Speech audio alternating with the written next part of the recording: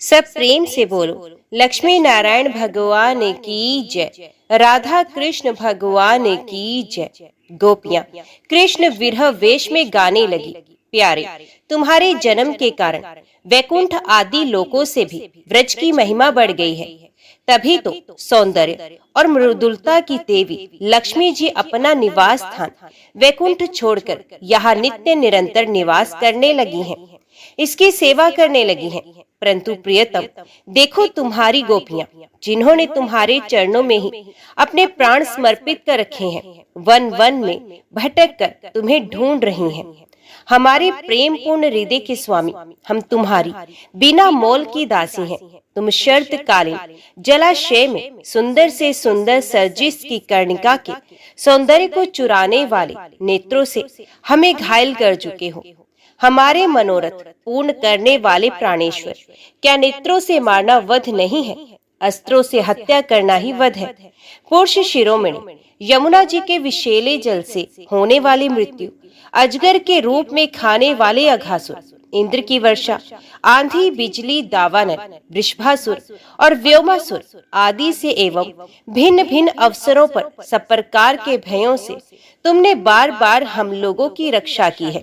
तुम केवल यशोदा नंदन ही नहीं हो, समस्त शरीरधारियों के हृदय में रहने वाले उनके साक्षी हो, अंतर्यामी हो। सखे, ब्रह्मा जी की प्रार्थना से विश्व की रक्षा करने के लिए तुम यदु वंश में अवतीर्ण हुए हो। अपने प्रेमियों की अभिलाषा पूर्ण करने वालों में अग्रगण्य यदुवंश शिरोमणि, जो लोग जन्म मृत्यु रूप संसार के चक्कर से डरकर तुम्हारे चरणों की शरण ग्रहण करते हैं, उन्हें तुम्हारे कर कमल अपनी छत्र छाया में लेकर अभय कर देते हैं। हमारे प्रियतम, सबकी लालसा अभिलाषाओं को पूर्ण करने वाला वही कर कमल जिससे तुमने लक्ष्मी जी का हाथ पकड़ा है, हमारे सर पर रख दो।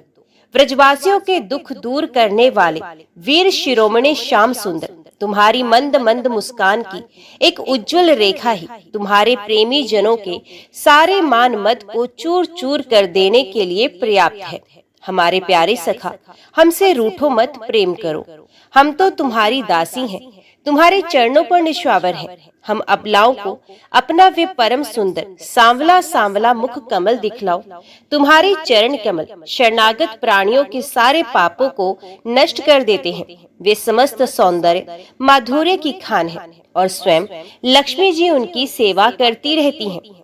तुम उन्हीं चरणों से हमारे बछड़ों के पीछे पीछे चलते हो और हमारे लिए उन्हें सांप के फणों तक पर रखने में भी तुमने संकोच नहीं किया। हमारा हृदय तुम्हारी विरह व्यथा की आग से जल रहा है। तुम्हारी मिलन की आकांक्षा हमें सता रही है। तुम अपने वे ही चरण हमारे वक्ष स्थल पर रखकर हमारे हृदय की ज्वाला को शांत कर दो। कमल नयन, तुम्हारी वाणी कितनी मधुर है। उसका एक एक पद, एक एक शब्द, एक एक अक्षर मधुरता तिमुधुर है। बड़े बड़े विद्वान उसमें रम जाते हैं, उस पर अपना सर्वस्व निशावर कर देते हैं। तुम्हारी उसी वाणी का रसवादन करके तुम्हारी आज्ञाकारिणी दासी गोपियां मोहित हो रही हैं। दानवीर, अब तुम अपना दिव्य अमृत से भी मधुर अधर रस पिलाकर हमें जीवन दान दो और छका दो। प्रभु, तुम्हारी लीला कथा भी अमृत स्वरूप है। विरह से सताए हुए लोगों के लिए तो वे जीवन सर्वस्व ही है। बड़े बड़े ज्ञानी महात्माओं, भक्त कवियों ने उसका गान किया है। वे सारे पाप ताप तो मिटते ही हैं, साथ ही श्रवण मात्र से परम मंगल परम कल्याण का दान भी करती हैं। वे परम सुंदर, परम मधुर और बहुत ही विस्तृत भी हैं, जो तुम्हारी उस लीला कथा का गान करते हैं। वास्तव में भूलोक में भी वे ही सबसे बड़े दाता हैं। प्यारे, एक दिन वे था जब तुम्हारी प्रेम भरी अस्सी और चितवन तथा तुम्हारी तरह तरह की क्रीड़ाओं का ध्यान करके हम आनंद में मगन हो जाया करती थी। उनका ध्यान भी परम मंगलदायक है। उसके बाद तुम मिले, तुमने एकांत में हृदय स्पर्शी ठिठोलियां की, प्रेम की बातें की। हमारे कपटी मित्र, अब वे सब बातें याद आकर हमारे मन को शुद्ध किए देती हैं। हमारे प्यारे स्वामी, तुम्हारे चरण कमल से भी सुकोमल और सुंदर हैं। जब तुम गौ को चराने के लिए व्रज से निकलते हो, तब ये सोचकर कि तुम्हारे वे युगल, चरण कंकड़, तिनके और कुश कांटे गड़ जाने से कष्ट पाते होंगे, हमारा मन बेचैन हो जाता है, हमें बड़ा दुख होता है। दिन ढलने पर जब तुम वन से घर लौटते हो तो हम देखती हैं कि तुम्हारे मुख कमल पर नीली नीली अलके लटक रही हैं और गौं के खुर से उड़ उड़ कर घनी धूल पड़ रही है। हमारे वीर प्रियतम, तुम अपना वे सौंदर्य हमें दिखा दिखाकर हमारे हृदय में मिलन की आकांक्षा, प्रेम उत्पन्न करते हो। प्रियतम, एकमात्र तुम ही हमारे सारे दुखों को मिटाने वाले हो। तुम्हारे चरण कमल शरणागत भक्तों की समस्त अभिलाषाओं को पूर्ण करने वाले हैं। स्वयं लक्ष्मी जी उनकी सेवा करती हैं और पृथ्वी के तो वे भूषण ही हैं। आपत्ति के समय एकमात्र उन्हीं का चिंतन करना उचित है, जिसे सारी आपत्तियां कट जाती हैं। कुंज विहारी, तुम अपने वे परम कल्याण स्वरूप चरण कमल हमारे वक्ष स्थल पर रखकर हृदय की व्यथा शांत कर दो। वीर शिरोमणि, तुम्हारा अध्र अमृत मिलन के मुख को, आकांक्षा को बढ़ाने वाला है। वे वीरजन्य समस्त शोक संताप को नष्ट कर देता है। ये गाने वाली बांसुरी भली भांति उसे चूमती रहती है। जिन्होंने एक बार उसे पी लिया, उन लोगों को फिर दूसरे और दूसरों को आसक्तियों का स्मरण भी नहीं होता। हमारे वीर, अपना वही अध्र अमृत हमें वितरण करो, हमें पिलाओ। प्यारे, दिन के समय जब तुम वन में विहार करने के लिए जाते हो, तब तुम्हें देखे बिना हमारे लिए एक एक क्षण युग के समान हो जाता है। और जब तुम संध्या के समय लौटते हो तथा घुंघराली अलकों से युक्त तुम्हारा परम सुंदर मुखारविंद हम देखती हैं, उस समय पलकों का गिरना हमारे लिए भार हो जाता है और ऐसा जान पड़ता है कि इन नेत्रों की पलकों को बनाने वाला विधाता मूर्ख है। प्यारे श्याम सुंदर, हम अपने पति पुत्र, भाई बंधु और कुल परिवार का त्याग कर, उनकी इच्छा और आज्ञाओं का उल्लंघन करके तुम्हारे पास आई हैं। हम तुम्हारी एक एक चाल जानती हैं, संकेत समझती हैं और तुम्हारे मधुर गान की गति समझकर उसी से मोहित होकर यहाँ आई हैं। कपटी, इस प्रकार रात्रि के समय आई हुई युवतियों को तुम्हारे सिवा और कौन छोड़ सकता है। प्यारे, एकांत में तुम मिलन की आकांक्षा, प्रेम भाव को जगाने वाली बातें करते थे, ठिठोली करके हमें छेड़ते थे। तुम प्रेम भरी चितवन से हमारी ओर देखकर मुस्कुरा देते थे और हम देखती थी तुम्हारा वे विशाल वक्षस्थल, जिस पर लक्ष्मी जी नित्य निरंतर निवास करती हैं। तब से अब तक निरंतर हमारी लालसा बढ़ती ही जा रही है और मन अधिकाधिक मुग्ध होता जा रहा है।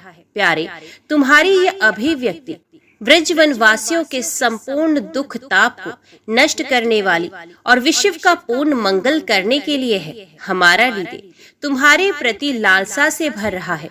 कुछ थोड़ी सी ऐसी औषधि दो जो तुम्हारे निर्जनों के हृदय रोग को सर्वथा निर्मूल कर दो। तुम्हारे चरण कमल से भी सुकुमार है। उन्हें हम अपने कठोर स्तनों पर भी डरते डरते बहुत धीरे से रखती हैं कि कहीं उन्हें चोट ना लग जाए। उन्हीं चरणों से तुम रात्रि के समय घोर जंगल में छिपे छिपे भटक रहे हो। क्या कंकड़, पत्थर आदि की चोट लगने से उनमें पीड़ा नहीं होती? हमें तो इसकी संभावना मात्र से ही चक्कर आ रहा है। हम अचेत होती जा रही हैं। श्री कृष्ण, श्याम सुंदर प्राणनाथ, हमारा जीवन तुम्हारे लिए है। हम तुम्हारे लिए जी रही हैं, हम तुम्हारी हैं। भगवान की प्यारी गोपियां वीरे के आवेश में इस प्रकार भांति भांति से गाने और प्रलाप करने लगी। अपने प्यारे श्री कृष्ण के दर्शन की लालसा से वे अपने को रोक ना सकी। करुणाजनक सुमधुर स्वर से फूट फूट कर रोने लगी। ठीक उसी समय उनके बीचों बीच भगवान श्री कृष्ण प्रकट हो गए। उनका मुख कमल मंद मंद मुस्कान से खिला हुआ था। गले में वनमाला थी, पीतांबर धारण किए थे। उनका ये रूप क्या था? सबके मन को मथ डालने वाले कामदेव के मन को भी मथने वाला था। कोटि कोटि कामों से भी सुंदर परम मनोहर प्राण वल्लभ श्याम सुंदर को आया देख गोपियों के नेत्र प्रेम और आनंद से खिल उठे। वे सब की सब एक ही साथ इस प्रकार उठ खड़ी हुई मानो प्राणहीन शरीर में दिव्य प्राणों का संचार हो गया हो। शरीर के एक एक अंग में नवीन चेतना, नूतन स्फूर्ति आ गई हो। एक गोपी ने बड़े प्रेम और आनंद से श्री कृष्ण के कर कमल को अपने दोनों हाथों में ले लिया और वे धीरे धीरे उसे सहलाने लगी। दूसरी गोपी ने उनके चंदन चर्चित भुज दंड को अपने कंधे पर रख लिया। तीसरी सुंदरी ने भगवान का चबाया हुआ पान अपने हाथों में ले लिया। चौथी गोपी, जिसके हृदय में भगवान के विरह से बड़ी जलन हो रही थी, बैठ गई और उनके चरण कमलों को अपने वक्षस्थल पर रख लिया। पांचवी गोपी परणे कोप से विवल होकर, भौहें चढ़ाकर, दांतों से होठ चबाकर, अपने कटाक्ष बाणों से बींधती हुई उनकी ओर ताकने लगी। छठी गोपी अपने निर्निमेष नैनों से उनके मुख कमल का मकरंद रस पान करने लगी। परंतु जैसे संत पुरुष भगवान के चरणों के दर्शन से कभी तृप्त नहीं होते, वैसे ही वे उनकी मुख माधुरी का निरंतर पान करते रहने पर भी तृप्त नहीं होती थी। सातवीं गोपी नेत्रों के मार्ग से भगवान को अपने हृदय में ले गई और फिर उसने आंखें बंद कर ली। अब मन ही मन भगवान का आलिंगन करने से उसका शरीर पुलकित हो गया, रोम रोम खिल उठा और वह सिद्ध योगियों के समान परम आनंद में मगन हो गई। परीक्षित, जैसे मुमुक्षु जन परम ज्ञानी संत पुरुष को प्राप्त करके संसार की पीड़ा से मुक्त हो जाते हैं, वैसे ही सभी गोपियों को भगवान श्री कृष्ण के दर्शन से परम आनंद और परम उल्लास प्राप्त हुआ। उनके विरह के कारण गोपियों को जो दुख हुआ था, उससे वे मुक्त हो गई और शांति के समुद्र में डूबने उतरने लगी। परीक्षित, यूं तो भगवान श्री कृष्ण अच्युत और एक रस है, उनका सौंदर्य और माधुर्य नृत्य है। फिर भी वीर व्यथा से मुक्त हुई गोपियों के बीच में उनकी शोभा और भी बढ़ गई। ठीक वैसे ही जैसे परमेश्वर अपने नित्य ज्ञान, बल आदि शक्तियों से सेवित होने पर और भी शोभायमान हो जाते हैं। इसके बाद भगवान श्री कृष्ण ने उन व्रज सुंदरियों को साथ लेकर यमुना जी के पुलिन में प्रवेश किया। उस समय खिले हुए कुंद और मंदार के पुष्पों की सुरभि लेकर बड़ी ही शीतल और सुगंधित मंद मंद वायु चल रही थी और उसकी महक से मतवाले होकर भौरे इधर उधर मंडरा रहे थे। शरद पूर्णिमा के चंद्रमा की चांदनी अपनी निराली ही छटा दिखला रही थी। उसके कारण रात्रि के अंधकार का तो कहीं पता ही नहीं था। सर्वत्र आनंद मंगल का ही साम्राज्य छाया था। ये पुलिन क्या था? यमुना जी ने स्वयं अपनी लहरों के हाथों भगवान की लीला के लिए सुकोमल बालू का रंगमंच बना रखा था। परीक्षित, भगवान श्री कृष्ण के दर्शन से गोपियों के हृदय में इतने आनंद और इतने रस का उल्लास हुआ कि उनके हृदय की सारी आधी व्याधि मिट गई। जैसे कर्मकांड की श्रुतियां उनका वर्णन करते करते अंत में ज्ञान कांड का प्रतिपादन करने लगती हैं, फिर वे समस्त मनोरथों से ऊपर उठ जाती हैं, कृत्य कृत्य हो जाती हैं। वैसे ही गोपियां भी पूर्ण काम हो गई। अब उन्होंने अपने वक्षस्थल पर लगी हुई रोली केसर से चिन्हित ओढ़नी को अपने परम प्यारे सुहृद श्री कृष्ण के विराजने के लिए बिछा दिया। बड़े बड़े योगेश्वरों और योग साधन से पवित्र किए हुए हृदय में जिनके लिए आसन की कल्पना करते रहते हैं, किंतु फिर भी अपने हृदय सिंहासन पर बिठा नहीं पाते, वही सर्वशक्तिमान भगवान यमुना जी की रेती में गोपियों की ओढ़नी पर बैठ गए। सहस्र सहस्र गोपियों के बीच में उनसे पूजित होकर भगवान बड़े ही शोभायमान हो रहे थे। परीक्षित, तीनों लोकों में तीनों कालों में जितना भी सौंदर्य प्रकाशित होता है, ये सब तो भगवान के बिंदु मात्र सौंदर्य का आभार रस है। वे उनके एकमात्र आश्रय है। भगवान श्री कृष्ण अपने इस अलौकिक सौंदर्य के द्वारा उनके प्रेम और आकांक्षा को और भी उभार रहे थे। गोपियों ने अपने मंद मंद मुस्कान, विलास पूर्ण चितवन और तिरछी बोहों से उनका सम्मान किया। किसी ने उनके चरण कमलों को अपनी गोद में रख लिया, तो किसी ने उनके कर कमलों को। वे उनके संस्पर्श का आनंद लेती हुई कभी कभी कह उठती थी, कितना सुकुमार है, कितना मधुर है। इसके बाद श्री कृष्ण के छिप जाने से मन ही मन तनिक रूठकर उनके मुंह से भी उनका दोष स्वीकार कराने के लिए वे कहने लगी। गोपियों ने कहा, नटनागर, कुछ लोग तो ऐसे होते हैं जो प्रेम करने वालों से ही प्रेम करते हैं और कुछ लोग प्रेम ना करने वालों से भी प्रेम करते हैं, परंतु कोई कोई दोनों से ही प्रेम नहीं करते। प्यारे, इन तीनों में से तुम्हें कौन सा अच्छा लगता है? भगवान श्री कृष्ण ने कहा, मेरी प्यारी सखियों, जो प्रेम करने पर प्रेम करते हैं, उनका तो सारा उद्योग स्वार्थ को लेकर है, लेन देन मात्र है। ना तो उनमें सौहार्द है, ना तो धर्म। उनका प्रेम केवल स्वार्थ के लिए है, इसके अतिरिक्त उनका और कोई प्रयोजन नहीं है। सुंदरियों, जो लोग प्रेम ना करने वालों से भी प्रेम करते हैं, जैसे स्वभाव से ही करुणाशील सज्जन और माता पिता, उनका हृदय सौहार्द से, हितैषिता से भरा रहता है। और सच पूछो तो उनके व्यवहार में निश्चल, सत्य एवं पूर्ण धर्म ही है। कुछ लोग ऐसे होते हैं जो प्रेम करने वालों से भी प्रेम नहीं करते। ना प्रेम करने वालों का तो उनके सामने कोई प्रश्न ही नहीं है। ऐसे लोग चार प्रकार के होते हैं। एक तो वे जो अपने स्वरूप में ही मस्त रहते हैं, जिनकी दृष्टि में कभी द्वैत भासता ही नहीं। दूसरे वे जिन्हें द्वैत तो भासता है, परंतु जो कृत्य हो चुके हैं, उनका किसी से कोई प्रयोजन ही नहीं है। तीसरे वे हैं जो जानते ही नहीं कि हमसे कौन प्रेम करता है। और चौथे वे हैं जो जानबूझकर अपना हित करने वालों, परोपकारी गुरुतुल्य लोगों से भी द्रोह करते हैं, उनको सताना चाहते हैं। गोपियों, मैं तो प्रेम करने वालों से भी प्रेम का वैसा व्यवहार नहीं करता जैसा करना चाहिए। मैं ऐसा केवल इसलिए करता हूँ कि उनकी चित्तवृत्ति और भी मुझ में लगे, निरंतर ही लगी ही रहे। जैसे निर्धन पुरुष को कभी बहुत सा धन मिल जाए और फिर खो जाए तो उसका हृदय खोए हुए धन की चिंता से भर जाता है, वैसे ही मैं भी मिल कर छिप जाता हूँ। गोपियों, इसमें संदेह नहीं है कि तुम लोगों ने मेरे लिए लोक मर्यादा, वेद मार्ग और अपने सगे संबंधियों को भी छोड़ दिया है। ऐसी स्थिति में तुम्हारी मनोवृत्ति और कहीं ना जाए, अपने सौंदर्य और सुहाग की चिंता ना करने लगे, मुझ में ही लगी रही। इसलिए परोक्ष रूप से तुम लोगों से प्रेम करता हुआ ही मैं छिप गया था। इसलिए तुम लोग मेरे प्रेम में दोष मत निकालो। तुम सब मेरी प्यारी और मैं तुम्हारा प्यारा हूँ। मेरी प्यारी गोपियों, तुमने मेरे लिए घर गृहस्थी की उन बेड़ियों को तोड़ डाला है जिन्हें बड़े बड़े योगी यति भी नहीं तोड़ पाते। मुझसे तुम्हारा ये मिलन, ये आत्मिक संयोग सर्वथा निर्मल और सर्वथा निर्दोष है।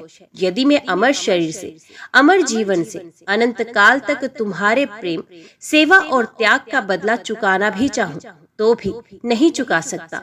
मैं जन्म जन्म के लिए तुम्हारा ऋणी हो चुका हूँ। तुम अपने सौम्य स्वभाव से, प्रेम से मुझे उड़ीन सकती हो, परंतु मैं तो तुम्हारा ऋणी ही रहूंगा।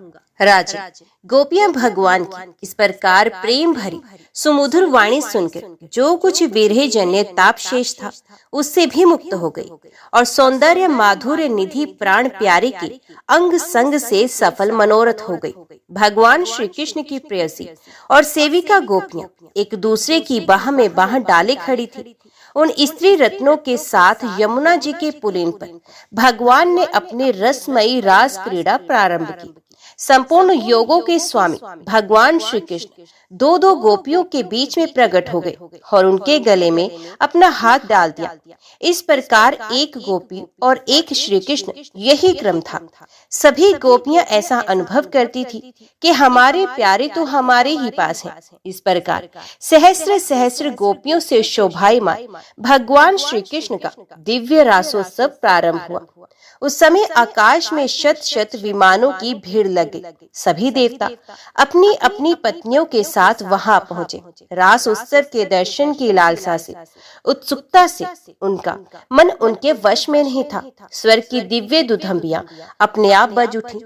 स्वर्गीय पुष्पों की वर्षा होने लगी। गंधर्वगण अपनी अपनी पत्नियों के साथ भगवान के निर्मल यश का गान करने लगे। रास मंडल में सभी गोपियां अपने प्रियतम श्याम सुंदर के साथ नृत्य करने लगी। उनकी कलाइयों के कंगन, पैरों की पायजेब और करधनी के छोटे छोटे घुंघरू एक साथ बज उठे। असंख्य गोपियां थी, इसलिए ये मधुर ध्वनि भी बड़े ही जोर की हो रही थी। यमुना जी की रमण रेती पर व्रज सुंदरियों के बीच में भगवान श्री कृष्ण की बड़ी अनोखी शोभा हुई। ऐसा जान पड़ता था मानो अगिनत पीली पीली दमकती हुई स्वर्णमणियों के बीच में ज्योतिर्मय नीलमणि चमल रही हो। नृत्य के समय गोपियां तरह तरह से ठुमक ठुमक कर अपने पांव कभी आगे बढ़ाती, कभी पीछे हटा लेती, कभी गति के अनुसार धीरे धीरे पांव रखती, तो कभी बड़े वेग से, कभी चाक की तरह घूम जाती, कभी अपने हाथ उठा उठाकर भाव बताती, तो कभी विभिन्न प्रकार से उन्हें चमकती, कभी बड़े कलापूर्ण ढंग से मुस्कुराती, तो कभी बोहे मटकाती। नाचते नाचते उनकी पतली कमर ऐसे लचक जाती थी मानो टूट गई हो। झुकने, बैठने, उठने और चलने की फुर्ती से उनके स्तन हिल रहे थे तथा वस्त्र उड़े जा रहे थे। कानों के कुंडल हिल हिलकर कपोलों पर आ जाते थे। नाचने के परिश्रम से उनके मुंह पर पसीने की बूंदें झलकने लगी थी। केशों की चोटियां कुछ ढीली पड़ गई थी। नीवी की गांठें खुलती जा रही थी। इस प्रकार नटवर नंदलाल की प्रेम प्रेयसी गोपियां उनके साथ गा गा कर नाच रही थी। परीक्षित उस समय ऐसा जान पड़ता था मानो बहुत से श्री कृष्ण तो सांवले सांवले मेघ मंडल हैं और उनके बीच बीच में चमकती हुई गोरी गोपियां बिजली हैं। उनकी शोभा असीम थी। गोपियों का जीवन भगवान की रति है, प्रेम है।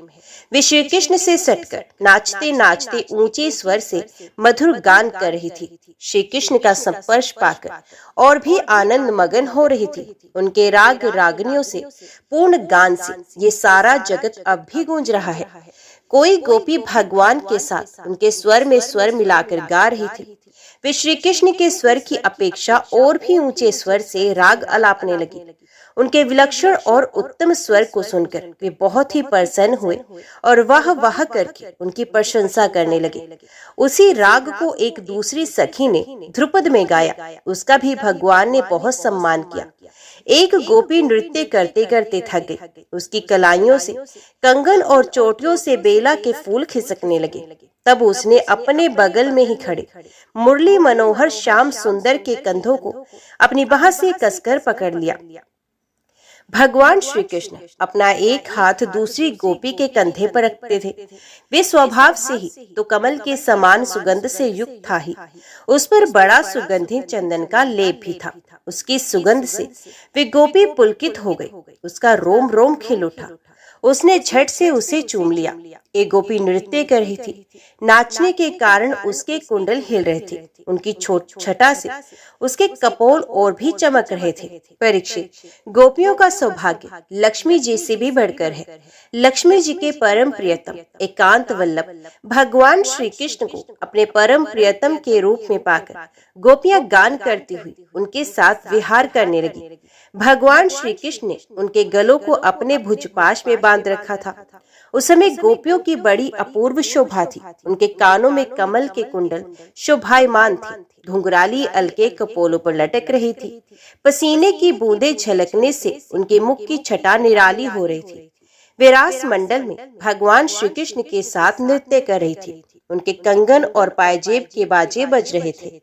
भोरे उनके ताल सुर में अपना सुर मिलाकर गा रहे थे और उनके जूड़ों तथा चोटियों में गुथे हुए फूल गिरते जा रहे थे। परीक्षित, जैसे नन्हा सा शिशु निर्विकार भाव से अपनी परछाई के साथ खेलता है, वैसे ही रमा रमण भगवान श्री कृष्ण कभी उन्हें अपने हृदय से लगा लेते, कभी हाथ से उनका संस्पर्श करते, कभी प्रेम भरी तिरछी चितवन से उनकी ओर देखते, तो कभी लीला से उन्मुक्त हंसी हंसने लगते। इस प्रकार उन्होंने ब्रज सुंदरियों के साथ क्रीड़ा की, विहार किया। परीक्षित, भगवान के अंगों का स्पर्श प्राप्त करके गोपियों की इंद्रियां प्रेम और आनंद से विवल हो गई। उनके केश बिखर गए, फूलों के हार टूट गए और गहने अस्त व्यस्त हो गए। वे अपने केश, वस्त्र और कंचुकी को भी पूर्णता संभालने में असमर्थ हो गए। भगवान श्री कृष्ण की ये रास क्रीड़ा देखकर स्वर्ग की देवांगनाएं भी मिलन की कामना से मोहित हो गई और समस्त तारों तथा ग्रहों के साथ चंद्रमा चकित और विस्मित हो गए। यद्यपि भगवान आत्माराम है, उन्हें अपने अतिरिक्त और किसी की भी आवश्यकता नहीं, फिर भी उन्होंने जितनी गोपियां थी उतने ही रूप धारण किए और खेल खेल में उनके साथ इस प्रकार विहार किया। जब बहुत देर तक गान और नृत्य आदि विहार के करने के कारण गोपियां थक गई, तब करुणा में भगवान श्री कृष्ण ने बड़े प्रेम से स्वयं अपने सुखद कर कमलों के द्वारा उनके मुंह पोंछे। भगवान के कर कमल और नख स्पर्श के गोपियों को बड़ा आनंद हुआ। उन्होंने अपने उन कपोलों के सौंदर्य से, जिन पर सोने के कुंडल झिलमिला रहे थे और घुंघलारे अलके लटक रही थी, तथा उस प्रेम भरी चितवन से जो सुधा से भी मीठी मुस्कान से उज्जवल हो रही थी, भगवान श्री कृष्ण का सम्मान किया और प्रभु की परम पवित्र लीलाओं का गान करने लगे। इसके बाद जैसे थका हुआ गजराज किनारों को तोड़ता हुआ हथनियों के साथ जल में घुसकर क्रीड़ा करता है, वैसे ही लोक और वेद की मर्यादा का अतिक्रमण करने वाले भगवान ने अपनी थकान दूर करने के लिए गोपियों के साथ जल क्रीड़ा करने के उद्देश्य से यमुना के जल में प्रवेश किया। उस समय भगवान की वनमाला गोपियों की अंग की रगड़ से कुछ कुचल सी गई थी और उनके वक्ष स्थल की केसर से वे रंग भी गई थी। उसके चारों ओर गुनगुनाते हुए भोरे उनके पीछे पीछे इस प्रकार चल रहे थे, मानो गंधर्व राज उनकी कीर्ति का गान करते हुए पीछे पीछे चल रहे हों। यमुना जल में गोपियों ने प्रेम भरी चितवन से भगवान की ओर देख देख कर तथा हंस हंस कर उन पर इधर उधर से जल की खूब बौछारें डाली। जल उलीच उलीच कर उन्हें खूब नहलाया। विमानों पर चढ़े हुए देवता पुष्पों की वर्षा करके उनकी स्तुति करने लगे। इस प्रकार यमुना जल में स्वयं आत्मा राम भगवान श्री कृष्ण ने गजराज के समान जल विहार किया। इसके बाद भगवान श्री कृष्ण ब्रजयुक्तियों और भौरों की भीड़ से घिरे हुए यमुना तट के उपवन में गए। ये बड़ा ही रमणीय था। उसके चारों ओर जल और स्थल में बड़ी सुंदर सुगंध वाले फूल खिले हुए थे। उनकी सुवास लेकर मंद मंद वायु चल रही थी। उसमें भगवान इस प्रकार विचरण करने लगे जैसे मदमद गजराज हथनियों के झुंड के साथ घूम रहा हो। परीक्षित, शरद की वे रात्रि जिसके रूप में अनेक रात्रियां पूंजीभूत हो गई थी, बहुत ही सुंदर थी। चारों ओर चंद्रमा की बड़ी सुंदर चांदनी छिटक रही थी। काव्यों में शरद ऋतु की जिन रस सामग्रियों का वर्णन मिलता है, उन सभी से वे युक्त थी। उसमें भगवान श्री कृष्ण ने अपनी प्रेयसी गोपियों के साथ यमुना जी के पुलिन यमुना जी और उनके उपवन में विहार किया। ये बात स्मरण रखनी चाहिए कि भगवान सत्य संकल्प है। ये सब उनके चिन्ह में संकल्प की भी चिन्हमयी लीला है और उन्होंने इस लीला में काम भाव को, उसकी चेष्टाओं को तथा उसकी क्रिया को सर्वथा अपने अधीन कर रखा था, उन्हें अपने आप में कैद कर रखा था। राजा परीक्षित ने पूछा, भगवान श्री कृष्ण सारे जगत के एकमात्र स्वामी हैं। उन्होंने अपने अंश बलराम जी के सह पूर्ण रूप में अवतार ग्रहण किया था। उनके अवतार का उद्देश्य ही ये था कि धर्म की स्थापना हो और अधर्म का नाश हो। ब्राह्मण वे धर्म मर्यादा के बनाने वाले, उपदेश करने वाले और रक्षक थे। फिर उन्होंने स्वयं धर्म के विपरीत परिस्थितियों का स्पर्श कैसे किया? मैं मानता हूँ कि भगवान श्री कृष्ण पूर्ण काम थे। उन्हें किसी भी वस्तु की कामना नहीं थी। फिर भी उन्होंने किस अभिप्राय से ये निंदनीय कर्म किया? परम ब्रह्मचारी मुनीश्वर, आप कृपा करके मेरा ये संदेह मिटाइए। श्री सुखदेव जी कहते हैं, सूर्य, अग्नि आदि ईश्वर कभी कभी धर्म का उल्लंघन और साहस का काम करते देखे जाते हैं, परंतु उन कामों से उन तेजस्वी पुरुषों का कोई दोष नहीं होता। देखो, अग्नि सब कुछ खा जाता है, परंतु उन पदार्थों के दोष से लिप्त नहीं होता। जिन लोगों में ऐसी सामर्थ्य नहीं है, उन्हें मन से भी वैसी बात कभी नहीं सोचनी चाहिए। शरीर से करना तो दूर रहा, यदि मूर्खतावश कोई ऐसा काम कर बैठे तो उसका नाश हो जाता है। भगवान शंकर ने हलाहल विष पी लिया था, दूसरा कोई पिए तो वे जलकर भस्म हो जाएगा। इसलिए इस प्रकार के जो शंकर आदि ईश्वर है, अपने अधिकार के अनुसार उनके वचन को ही सत्य मानना और उसी के अनुसार आचरण करना चाहिए। उनके आचरण का अनुकरण तो कहीं कहीं ही किया जाता है। इसलिए बुद्धिमान पुरुष को चाहिए कि उनका जो आचरण उनके उपदेश के अनुकूल हो, उसी को जीवन में उतारे। परीक्षित, वे सामर्थ्यवान पुरुष अहंकारहीन होते हैं। शुभ कर्म करने में उनका कोई सांसारिक स्वार्थ नहीं होता और अशुभ कर्म करने में अनर्थ नहीं होता। वे स्वार्थ और अनर्थ से ऊपर उठे होते हैं। जब उन्हीं के संबंध में ऐसी बात है, तब जो पशु पक्षी, मनुष्य, देवता आदि समस्त चराचर जीवों के एकमात्र प्रभु सर्वेश्वर भगवान है, उनके साथ मानवीय शुभ और अशुभ का संबंध कैसे जोड़ा जा सकता है? जिनके चरण कमलों के रज का सेवन करके भक्त जन तृप्त हो जाते हैं, जिनके साथ योग प्राप्त करके उसके प्रभाव से योगी जन अपने सारे कर्म बंधन काट डालते हैं और विचारशील ज्ञानी जन जिनके तत्व का विचार करके तत्व रूप हो जाते हैं तथा समस्त कर्म बंधनों से मुक्त होकर स्वच्छंद विचरते हैं, वे ही भगवान अपने भक्तों की इच्छा से अपना चिन्ह में श्री विग्रह प्रकट करते हैं। तब भला उनमें कर्म बंधन की कल्पना कैसे हो सकती है। गोपियों के, उनके पत्नियों के और संपूर्ण शरीरधारियों के अंतकरणों में जो आत्मा रूप से विराजमान है, जो सबके साक्षी और परमपति हैं, वही तो अपना दिव्य चिन्ह में श्री विग्रह प्रकट करके ये लीला कर रहे हैं। भगवान जीवों पर कृपा करने के लिए ही अपने को मनुष्य रूप में प्रकट करते हैं और ऐसी लीलाएं करते हैं जिन्हें सुनकर जीव भगवत परायण हो जाता है। ब्रजवासी गोपों ने भगवान श्री कृष्ण में तनिक भी दोष बुद्धि नहीं की। वे उनकी योग माया से मोहित होकर ऐसा समझ रहे थे कि हमारी पत्नियां हमारे पास ही हैं। ब्रह्मा की रात्रि के बराबर वे रात्रि बीत गई, ब्रह्म मुहूर्त आया। यद्यपि गोपियों की इच्छा अपने घर लौटने की नहीं थी, फिर भी भगवान श्री कृष्ण की आज्ञा से वे अपने अपने घर चली गई, क्योंकि वे अपनी प्रत्येक चेष्टा से, प्रत्येक संकल्प से केवल भगवान को ही प्रसन्न करना चाहती थी। परीक्षित, जो धीर पुरुष ब्रज युक्तियों के साथ भगवान श्री कृष्ण के इस चिन्ह में रास विलास का श्रद्धा के साथ बार बार श्रवण और वर्णन करता है, उसे भगवान के चरणों पे पराभक्ति की प्राप्ति होती है और वे बहुत ही शीघ्र अपने हृदय के रोग काम विकार से छुटकारा पा जाता है। उसका काम भाव सर्वदा के लिए नष्ट हो जाता है।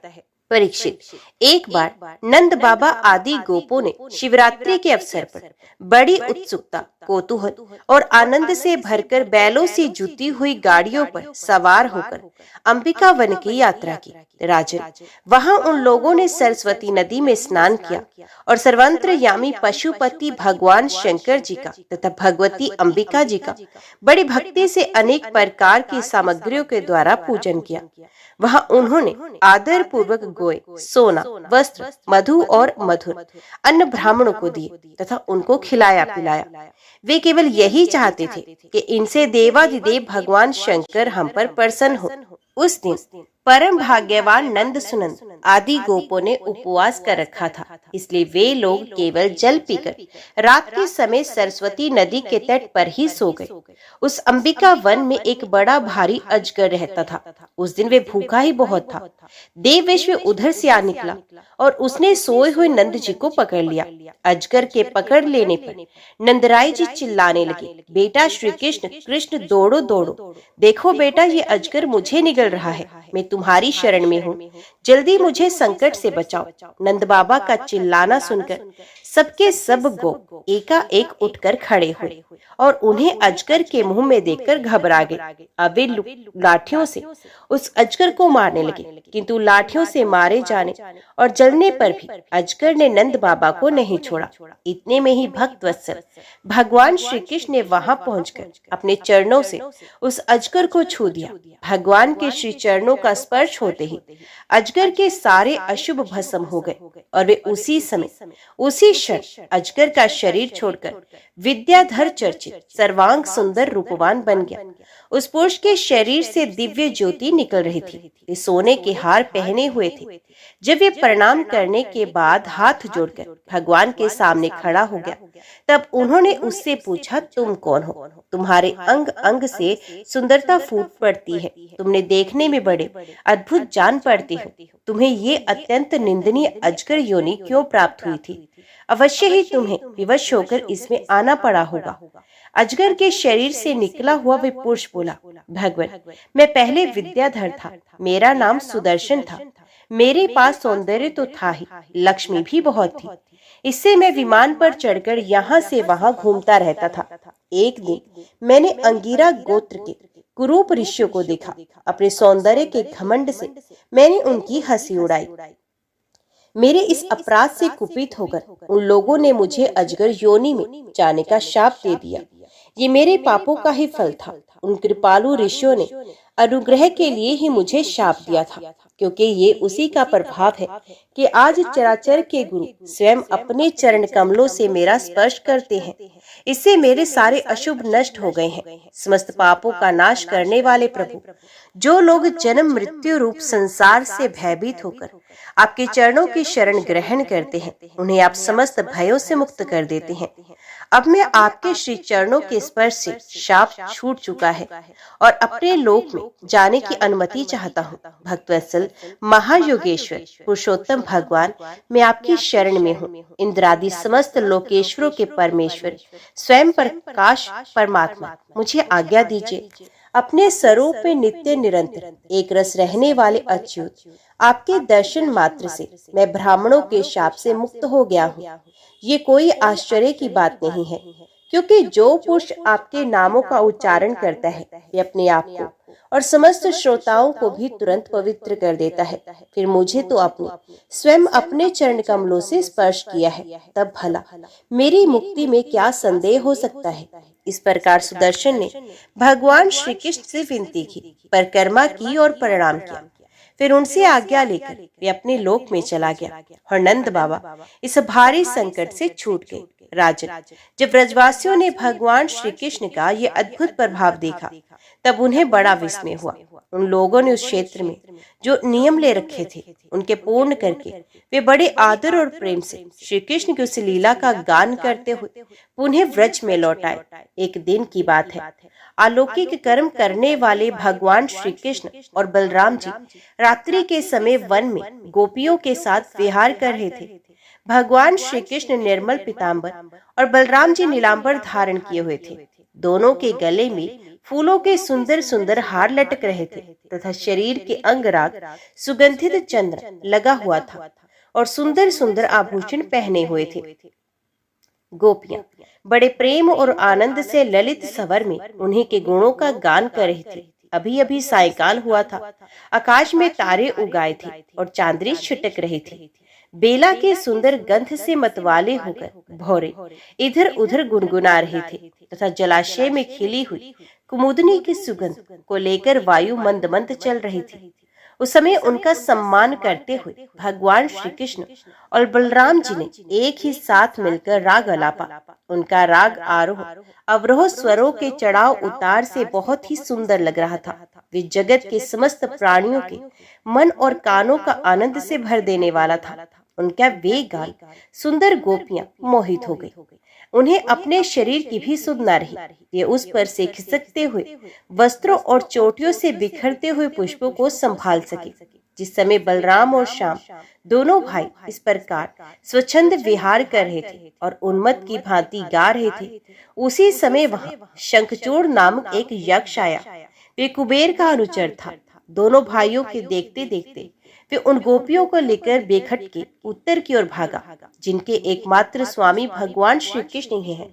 वे गोपियां उस समय रो रो कर चिल्लाने लगी। दोनों भाइयों ने देखा जैसे कोई डाकू गौ को लूट ले जाए, वैसे ही ये हमारी प्रेयसियों को लिए जा रहा है और हाय कृष्ण हाय राम पुकार कर वो रो पीट रही हैं। उसी समय दोनों भाई उसकी ओर दौड़ पड़े। डरो मत डरो मत, इस प्रकार अभय वाणी कहते हुए हाथ में शाल का वृक्ष लेकर बड़े वेग से क्षण भर में ही उस नीच यक्ष के पास पहुंच गए। यक्ष ने देखा कि काल और मृत्यु के समान ये दोनों भाई मेरे पास आ पहुंचे, तब वे मुड़ घबरा गया। उसने गोपियों को वहीं छोड़ दिया, स्वयं प्राण बचाने के लिए भागा। तब स्त्रियों की रक्षा करने के लिए बलराम जी तो वहीं खड़े रह गए, परंतु भगवान श्री कृष्ण जहां जहां वे भाग कर गया उसके पीछे पीछे दौड़ते गए। वे चाहते थे कि उसके सर की चूड़ामणि निकाल दे। कुछ ही दूर जाने पर भगवान ने उसे पकड़ लिया और उस दुष्ट के सर पर कसकर एक घूसा जमाया और चूड़ामणि के साथ उसका सर भी धड़ से अलग कर दिया। इस प्रकार भगवान श्री कृष्ण शंखचूड़ को मारकर और वे चमकीली मणि लेकर लौट आए तथा सब गोपियों के सामने ही उन्होंने बड़े ही प्रेम से वे मणि बड़े भाई बलराम जी को दे दी। परीक्षित, भगवान श्री कृष्ण के गौ को चराने के लिए प्रतिदिन वन में चले जाने पर उनके साथ गोपियों का चित्त भी चला जाता था। उनका मन श्री कृष्ण का चिंतन करता रहता और वे वाणी से उनकी लीलाओं का गान करती रहती। इस प्रकार वे बड़ी कठिनाई से अपना दिन बिताती। गोपियां आपस में कहती, अरे सखी, अपने प्रेमी जनों को प्रेम वितरण करने वाले और द्वेष करने वालों तक को मोक्ष दे देने वाले श्याम सुंदर नट नागर जब अपने बाएं कपोल को बाई बाह की लटका देते हैं और अपनी बोहें नचाते हुए बांसुरी को अधरों से लगाते हैं तथा अपनी सुकुमार उंगलियों को उसके छेदों पर फिराते और मधुरतान छेड़ते हैं, उस समय सिद्ध पत्नियां आकाश में अपने पति सिद्ध गणों के साथ विमानों पर चढ़कर आ जाती हैं और उस तान को सुनकर अत्यंत ही चकित तथा विस्मित हो जाती हैं। पहले तो उन्हें अपने पतियों के साथ रहने पर भी चित्त की ये दशा देखकर लज्जा मालूम होती है, परंतु क्षण भर में ही उनका चित्त कामबाण से बिंध जाता है। वे विवश और अचेत हो जाती हैं। उन्हें इस बात की सुध नहीं रहती कि उनकी नीवी खुल गई है और उनके वस्त्र खिसक गए हैं। अरे गोपियों, तुम ये आश्चर्य की बात सुनो, ये नंद नंदन कितने सुंदर हैं। जब वे हंसते हैं तब हास्य रेखाएं हार का रूप धारण कर लेती हैं, शुभ्र मोती सी चमकने लगती है। अरे वीर, उनके वक्ष स्थल पर लहराते हुए हार में हास्य की किरणें चमकने लगती हैं। उनके वक्ष स्थल पर जो श्रीवत्स की सुनहली रेखा है, ये तो ऐसी जान पड़ती है मानो शाम मेघ पर बिजली की स्थित रूप में बैठ गई हो। वे जब दुखी जनों के सुख देने के लिए विरहियों के मृतक शरीर में प्राणों का संचार करने के लिए बांसुरी बजाते हैं, तब व्रज के झुंड बैल, गोए और हिरण उनके पास ही दौड़ आते हैं। केवल आते ही नहीं, सखी दांतों से चबाया हुआ घास का ग्रास उनके मुंह में ज्यों का त्यों पड़ा रह जाता है। वे उसे निगल नहीं पाते, न ही उगल पाते हैं। दोनों कान खड़े करके इस प्रकार स्थिर भाव से खड़े हो जाते हैं मानो सो गए हो या केवल भीत पर लिखे हुए चित्र हो। उनकी ऐसी दशा होना स्वाभाविक ही है, क्योंकि ये बांसुरी की तान उनके चित्त चुरा लेती है। हे सखी, जब वे नंद के लाडले लाल अपने सर पर मोर पंख का मुकुट बांध लेते हैं, घुंघराली अलकों में फूल के गुच्छे खोस लेते हैं, रंगीन धातुओं से अपना अंग अंग रंग लेते हैं और नए नए पल्लवों से ऐसा वेश सजा लेते हैं जैसे कोई बहुत बड़ा पहलवान हो, और फिर बलराम जी तथा ग्वालबाल के साथ बांसुरी में गौ का नाम ले लेकर उन्हें पुकारते हैं। उस समय प्यारी सखियों, नदियों की गति भी रुक जाती है। वे चाहती हैं कि वायु उड़ाकर हमारे प्रियतम के चरणों की धूलि हमारे पास पहुंचा दे और उसे पाकर हम निहाल हो जाएं। परंतु सखियों, वे भी हमारे ही जैसी मंदभागिनी हैं। जैसे नंद नंदन श्री कृष्ण का आलिंगन करते समय हमारी भुजाएं कांप जाती हैं और जड़ता रूप संचारी भाव का उदय हो जाने से हम अपने हाथों को हिला भी नहीं पाती, वैसे ही वे भी प्रेम के कारण कांपने लगती हैं। 2-4 बार अपनी तरंग रूप भुजाओं को कांपते कांपते उठाती तो अवश्य है, परंतु फिर विवश होकर स्थिर हो जाती है, प्रेमावेश से स्तंभित हो जाती है। अरे वीर, जैसे देवता लोग अनंत और अचिंत्य ऐश्वर्यों के स्वामी भगवान नारायण की शक्तियों का गान करते हैं, वैसे ही ग्वाल बाल अनंत सुंदर नटनागर श्री कृष्ण की लीलाओं का गान करते रहते हैं। वे अचिंत्य ऐश्वर्य संपन्न श्री कृष्ण जब वृंदावन में विहार करते हैं और बांसुरी बजाकर गिरिराज गोवर्धन की तराई में चढ़ती हुई गौ को नाम ले लेकर पुकारते हैं, उस समय वन के वृक्ष और लताएं फूल और फलों से लद जाती हैं। उनके भार से डालियां झुककर धरती छूने लगती हैं, मानो प्रणाम कर रही हो। वे वृक्ष और लताएं अपने भीतर भगवान विष्णु की अभिव्यक्ति सूचित करती हुई प्रेम से फूल उठती हैं। उनका रोम रोम खिल जाता है और सबकी सब मधु धाराएं उड़ने लगती हैं। अरे सखी, जितनी भी वस्तुएं संसार में या उसके बाहर देखने योग्य हैं, उनमें सबसे सुंदर, सबसे मधुर, सबके शिरोमणि है ये हमारे मनमोहन। उनके सांवले ललाट पर केसर की खोर कितनी फपती है, बस देखती ही जाओ। गले में घुटनों तक लटकती हुई वनमाला, उसमें पिरोई हुई तुलसी की दिव्य गंध और मधुर मधुर से मतवाले होकर झुंड के झुंड भोरे बड़े मनोहर एवं उच्च स्वर से गुंजार करते रहते हैं। हमारे नटनागर श्याम सुंदर भोरों की उस गुनगुनाहट का आदर करते हैं और उन्हीं के स्वर में स्वर मिलाकर अपनी बांसुरी फूंकने लगते हैं। उस समय सखी, उस मुनिजन मोहन संगीत को सुनकर सरोवर में रहने वाले सारस, हंस आदि पक्षियों का भी चित्त उनके हाथ से निकल जाता है, छिन जाता है। विवश होकर हमारे प्यारे श्याम सुंदर के पास आ बैठते हैं तथा आंखें मूंद चुपचाप चित एकाग्र करके उनकी आराधना करने लगते हैं, मानो कोई विहंग प्रवृत्ति के रसिक परमहंस ही हो। भला कहो तो ये कितने आश्चर्य की बात है। अरे व्रज देवियों, हमारे श्याम सुंदर जो पुष्पों के कुंडल बनाकर अपने कानों में धारण करते हैं और बलराम जी के साथ गिरिराज के शिखरों पर खड़े होकर सारे जगत को हर्षित करते हुए बांसुरी बजाने लगते हैं। बांसुरी क्या बजाते हैं? आनंद में भरकर उसकी ध्वनि के द्वारा सारे विश्व का आलिंगन करने लगते हैं। उससे शाम मेघ बांसुरी की तान के साथ मंद मंद गरजने लगता है। उसके चित्त में इस बात की शंका बनी रहती है, कहीं मैं जोर से गर्जना कर उठूं और वे कहीं बांसुरी की तान के विपरीत पड़ जाए, उसमें बेसुरापन ले आए, तो मुझसे महात्मा श्री कृष्ण का अपराध हो जाएगा। सखी वे इतना ही नहीं करता, वे सब देखता है कि हमारे सखा घनश्याम को घाम लग रहा है, तभी उनके ऊपर आकर छाया कर देता है, उनका छत्र बन जाता है। वे तो प्रसन्न होकर बड़े प्रेम से उनके ऊपर अपना जीवन ही निछावर करता है। नन्ही नन्ही फुइयों के रूप में ऐसा बरसने लगता है मानो दिव्य पुष्पों की वर्षा कर रहा हो। कभी कभी बादलों की ओट में छिपकर देवता लोग भी पुष्प वर्षा कर जाया करते हैं। सती शिरोमणि यशोदा जी तुम्हारे सुंदर कुंवर ग्वाल बालों के साथ खेल खेलने में बड़े निपुण हैं। रानी जी तुम्हारे लाडले लाल सबके प्यारे तो हैं ही, चतुर भी बहुत हैं। देखो उन्होंने बांसुरी बजाना किसी से सीखा नहीं, अपने ही अनेकों प्रकार राग रागनियां उन्होंने निकाली। जब वे अपने बिंबा फल सदृश लाल लाल अधरों से बांसुरी रखकर ऋषभ निषाद आदि स्वरों की अनेक जातियां बजाते हैं, उसमें वंशी की परम मोहिनी और नई तान सुनकर ब्रह्मा शंकर और इंद्र आदि बड़े बड़े देवता भी तो जो सर्वज्ञ हैं उसे नहीं पहचान पाते। वे इतने मोहित हो जाते हैं कि उनका चित्त तो उनके रोकने पर भी उनके हाथ से निकल वंशी ध्वनि की में तल्लीन हो जाता है, सिर भी झुक जाता है और वे अपनी शुद्ध बुद्ध खोकर उसी में तन्मय हो जाते हैं। उनके चरण कमल में ध्वजा, वज्र, कमल, अंकुश आदि के विचित्र और सुंदर सुंदर चिन्ह हैं। जब व्रजभूमि गौओं के खुर से खुद जाती है, तब वे अपने सुकुमार चरणों से उसकी पीड़ा मिटाते हुए गजराज के समान मंदगति से आते हैं और बांसुरी भी बजाते हैं। उनकी वे वंशी ध्वनि, उनकी वे चाल और उनकी वे विलास भरी चितवन हमारे हृदय में प्रेम की मिलन की आकांक्षा का आवेग बढ़ा देती है।